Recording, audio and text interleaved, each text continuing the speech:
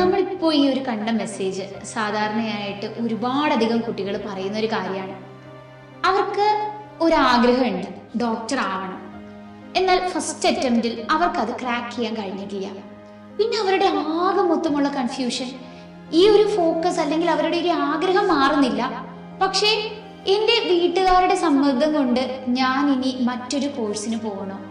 ഈ ഒരു കൺഫ്യൂഷനിൽ നിൽക്കുന്ന മക്കളുടെ പാരൻസിനോടാണ് എനിക്കിന്ന് സംസാരിക്കാനുള്ളത്. ഫസ്റ്റ് ആൻഡ് ഫോർമോസ്റ്റ് തിങ്, നമുക്കിപ്പോൾ റീനീറ്റ് 2026 കഴിഞ്ഞു.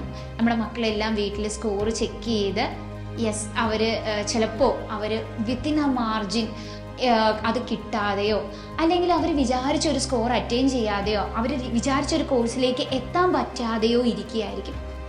ഈ സമയമാണ് കുട്ടികൾക്ക് ഏറ്റവും കൂടുതൽ പാരൻസിൽ നിന്ന് ഒരു സപ്പോർട്ട് ആവശ്യമുള്ളത്.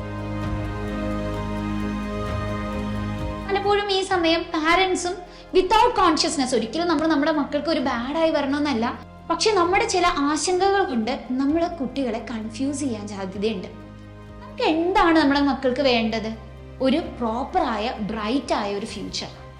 അതിനവർ ഏതെങ്കിലും ഒരു കോഴ്സ് പഠിച്ചാൽ പോരാ അല്ലെ? നമുക്കറിയാം എല്ലാ കോഴ്സുകൾക്കുമുള്ള ഓപ്പർച്യൂണിറ്റി ഒരുപോലെ അല്ല. ചിലപ്പോൾ പലപ്പോഴും മക്കള് ഒരു കോഴ്സിന് ജോയിൻ ചെയ്ത ശേഷമായിരിക്കും ഇതല്ലായിരുന്നു എൻ്റെ ശരിക്കുള്ള ആഗ്രഹം എന്ന് പറഞ്ഞ് അത് ഡ്രോ ചെയ്യണം എന്ന് പറഞ്ഞ് തിരിച്ച് വീട്ടിൽ വരാം. അപ്പോൾ നമുക്കുണ്ടാവുന്ന പ്രഷർ അതിനേക്കാൾ കൂടുതലായിരിക്കും അല്ലേ? അപ്പോൾ ഈ സമയത്ത് എന്താണ് നമ്മൾ പാരൻസ് നമ്മുടെ മക്കളോട് ശരിക്കും ചോദിക്കേണ്ടത്? അവർ ശരിക്കും കൺഫ്യൂസ്ഡ് ആണ്, അവരുടെ സ്കോർ മാർജിനിൽ പോയി നിൽക്കുകയാണ്. അപ്പോൾ നമ്മൾ വീട്ടിലിരുന്ന് പറയാണ്, അയ്യോ ഇനി റിപ്പീറ്റ് ചെയ്ത് കഴിഞ്ഞാൽ ഒരു വർഷം കൂടെ പോകത്തില്ലേ? ഇങ്ങനെ എത്ര വർഷമാണ് പോകുന്നത്? ഇത് ശരിക്കും നമ്മുടെ കുട്ടിയുടെ ആഗ്രഹം ഒരു ഡോക്ടർ ആവണം എന്നുള്ളതാണെങ്കിൽ അതിൽ അവർക്കൊരു കൺഫ്യൂഷൻ വരികയാണ്. അയ്യോ ഞാൻ ഈ ഒരു വർഷം കൂടെ പഠിച്ചാലും എനിക്ക് ഡോക്ടർ ആവാൻ പറ്റാതിരുന്നാലോ? എൻ്റെ വർഷം പോവുകയാണോ? ശരിക്കും നിങ്ങളൊന്ന് ആലോചിച്ച് നോക്കേ. നിങ്ങളുടെ മോൾ അല്ലെങ്കിൽ മോൻ ഒരു ഡോക്ടർ ആകുന്നതല്ലേ ശരിക്കും ഏതെങ്കിലും ഒരു കോഴ്സ് പഠിച്ച് ജോലി കിട്ടാതെ 1-2 വർഷം നിൽക്കുന്നേക്കാളും ബെറ്റർ ആയിട്ടുള്ളത് ആണ് അല്ലേ? പക്ഷെ ഈ ഒരു വർഷത്തിൽ നമ്മൾ ഒരുപാട് ഊന്നൽ കൊടുക്കുമ്പോൾ നമ്മുടെ മോളാകെ അല്ലെങ്കിൽ നമ്മുടെ മോൻ ആകെ എന്താവുകയാണ്? കൺഫ്യൂസ്ഡ് ആവുകയാണ്. അവരവരുടെ ഡ്രീമിൽ ഒരു ക്ലാരിറ്റി ഇല്ലാതെ നിൽക്കുകയാണ്.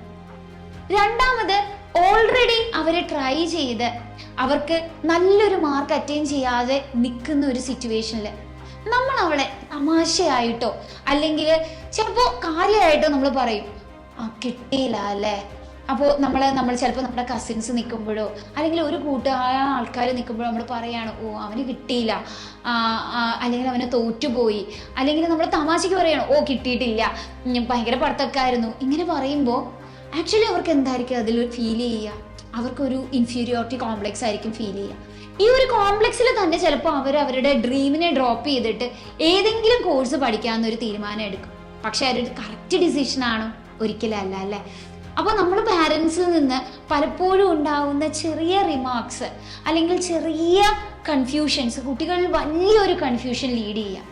And one of the most other important thing is നമ്മുടെ ഫിനാൻഷ്യൽ ഡിഫിക്കൽട്ടീസ് കുട്ടികളോട് അവർ സമ്മർദ്ദത്തിൽ ഇരിക്കുന്ന ഈ ഒരു പോയിന്റിൽ ഡിസ്കസ് ചെയ്യാം. എന്ന് പറഞ്ഞാൽ നമ്മൾ പറയുകയാണ്, അയ്യോ ഇനിയും ഒരു വർഷം പഠിക്കാൻ പോകുമ്പോൾ ഒരുപാട് ചിലവാവില്ലേ? അത് കഴിഞ്ഞ് ഡോക്ടർ ആവണമെങ്കിലും ഒരുപാട് ചിലവാവില്ലേ?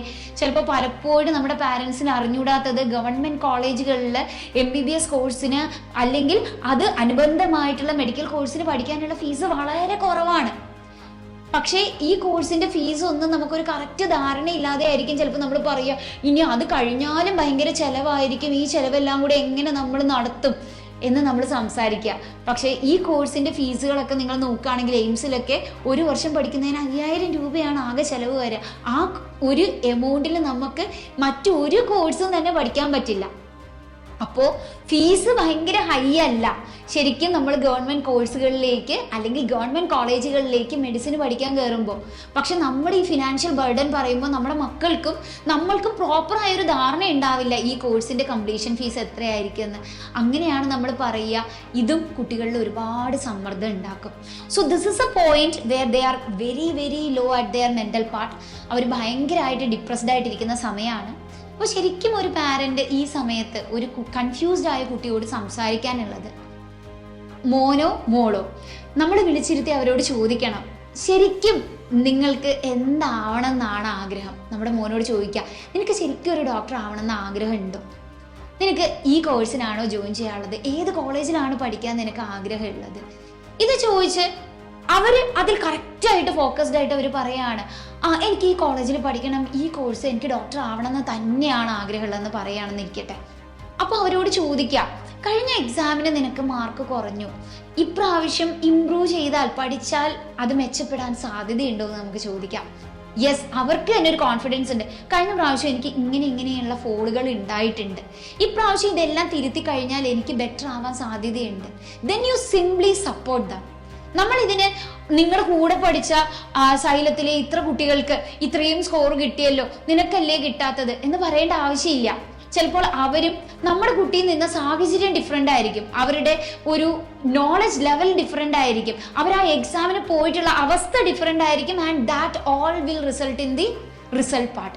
അപ്പോൾ അതൊന്നും നമ്മൾ കമ്പയർ ചെയ്യേണ്ട ആവശ്യമില്ല. നമ്മൾ ചോദിക്കാനുള്ളത്, അവർ കോൺഫിഡൻ്റ് ആണോ, അവർക്ക് ഈ കോഴ്സ് വേണമെന്ന് ഉറപ്പാണോ, മറ്റൊരു കോഴ്സിന് പോയി കഴിഞ്ഞാൽ അവർ ഡിസാറ്റിസ്ഫൈഡ് ആയിരിക്കുമോ, അല്ലെ?